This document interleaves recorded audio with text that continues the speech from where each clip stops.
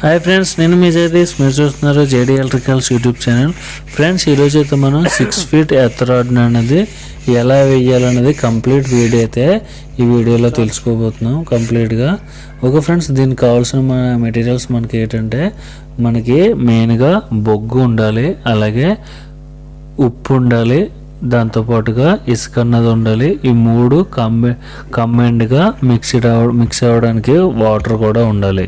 ఈ 4 గంటలతో పాటు 6 feet whole, 6 feet గొయ్యి కూడా ఉండాలి మనకి. చూడండి, దానికంటే ముందుగా ఈ రాడ్ని అన్నది ఫస్ట్ మనం పేపర్తో అన్నది ఫుల్గా రఫ్ చేయాలి కింద నుంచి మీద వరకు. ఎందుకంటే పెయింటింగ్ కోటింగ్ ఉంటే ఎత్త అంత సఫిషియెంట్గా రాదనమాట.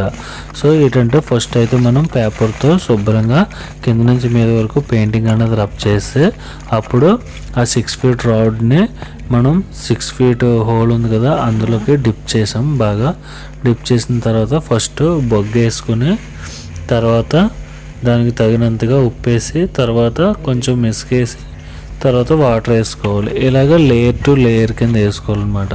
అంటే ఫస్ట్ బొగ్గు, తర్వాత ఉప్పు, తర్వాత ఇసుక వేసిన తర్వాత వాటర్ వేసి మిక్స్ చేయాలి. మిక్స్ చేసిన తర్వాత మళ్ళీ బొగ్గు, మళ్ళీ ఉప్పు, ఇసుక వేసి మళ్ళీ వాటర్ వేయాలి. అలాగా 3 టైమ్స్ కింద వేసుకోవాలి. 3 టైమ్స్ లేదంటే 4 టైమ్స్ కింద వేసుకోవాలి. అలా లేయర్ టు లేయర్ మొత్తం గొయ్యి అంతా ఫిల్ చేసి లాస్ట్ ఫైనల్గా ఇసుక అన్నది వేసుకుని ఫుల్గా వాటర్ పోస్తే అప్పుడు ఎర్త్ అన్నది సఫిషియెంట్గా ఉంటుంది అనమాట. నెక్స్ట్ ఏంటంటే ఎర్త్ ఓపెన్ ప్లేస్లో ఉండాలి. ఎందుకంటే వర్షం పడినా లేదంటే ఏ వాటర్ పడినా, వేస్ట్ వాటర్ వెళ్ళినా, ఏదైనా సరే అక్కడ ఆ ఎర్త్ గొయ్యి దగ్గర వాటర్ ఇంకీలా ఉండాలన్నమాట. అంటే కొంతమంది డ్రై ప్లేస్లో వేసి ఇంక అసలు అక్కడ వాటర్ అనేది యూజ్ చేయరు. అసలు వాటర్ లేని వర్షం పడినా సరే వాటర్ వెళ్ళే పొజిషన్లో ఎర్త్ వేయరు అనమాట. అటువంటి కేసులో ఎర్త్ అన్నది సఫిషియెంట్ కోల్పోతుంది. ఒక 1 or 2 yearsకి ఎర్త్ అన్నది సఫిషియెంట్ పోతుంది. అప్పుడు మళ్ళీ ఎర్త్ మనకు ప్రాపర్గా రాకపోతే బాడీ లీకేజ్కి, అదే ఇప్పుడు వాషింగ్ మిషన్స్ ఏసీలు బాడీకి వస్తాయి. బాడీకి వచ్చినప్పుడు ఎర్త్ సఫిషియెంట్గా గ్రౌండ్కి వెళ్ళకపోతే మనకి షాక్ కొట్టే ఛాన్సెస్ అయితే ఎక్కువగా ఉంటాయి. సో ఎర్త్ అన్నది సఫిషియెంట్గా ఉండాలంటే మనం చాలా కేర్గా ఓపెన్ ప్లేస్లో ఎలా ప్రాపర్గా వేసుకోవాల్సి ఉంటుంది.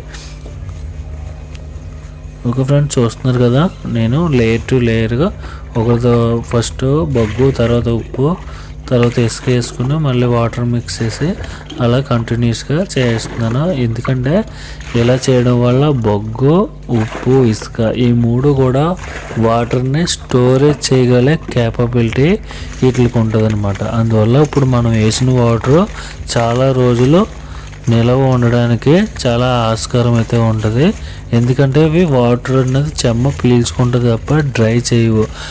ఇప్పుడు మనం ఆ రాడ్ని సెంటర్ చేసి చుట్టూ ఈ 3 మిక్స్ చేసి వాటర్ పోయడం లేదంటే ఎప్పుడు కూడా నిరంతరం ఆ రాడ్కి చెమ్మ అన్నది తగులుతూ ఉంటుంది. అందువల్ల ఏంటంటే వాటర్ చెమ్మలో ఉండడం వల్ల ఎర్త్ సఫిషియెంట్గా ఏ బాడీ లీకేజ్ ఉన్నా సరే వెంటనే గ్రౌండ్ చేయడానికి చాలా యూజ్ఫుల్ అయితే అవుతుంది అన్నమాట. ఓకే ఫ్రెండ్స్, అర్థమైంది కదా. ఇలాగా మొత్తం బొగ్గు అంతా వేసుకుని నీట్గా ఎర్త్ అన్నది వేసుకోవాలి. తర్వాత ఎర్త్ గేజ్ మినిమం 6 గేజ్ లేదంటే 8 గేజ్ వేసుకున్నా పర్వాలేదు. వేసుకుని ప్రాపర్గా నట్ అండ్ బోల్ట్స్ ఉంటాయి కదా పైన, వాటికి అన్నది చాలా ప్రాపర్గా, అంటే లూజ్ అన్నది లేకుండా చాలా కేర్ఫుల్గా టైట్ చేయాలి.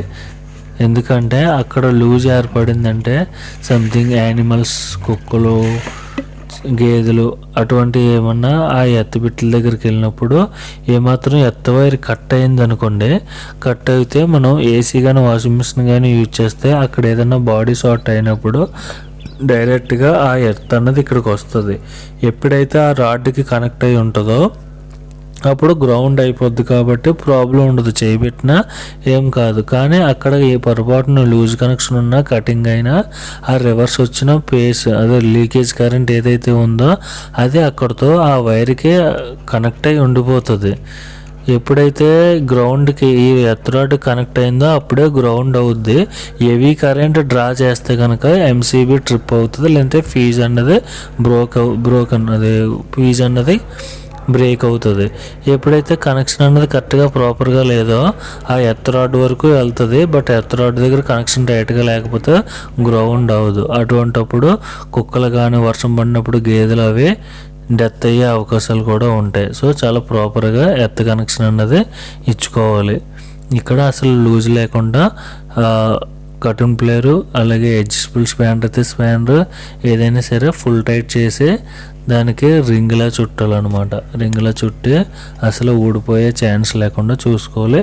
నెక్స్ట్ ఎర్త్ అప్పుడప్పుడు చెక్ చేసుకుంటూ ఉండాలి, మన ఇంట్లో సఫిషియెంట్గా ఎర్త్ ఉందా లేదా. ఎర్త్ లేకపోతే చాలా డేంజర్, అంటే చాలా సింపుల్ విషయమే కానీ చాలా డేంజర్ అయ్యే అవకాశాలు అయితే చాలా ఎక్కువగా ఉంటాయి.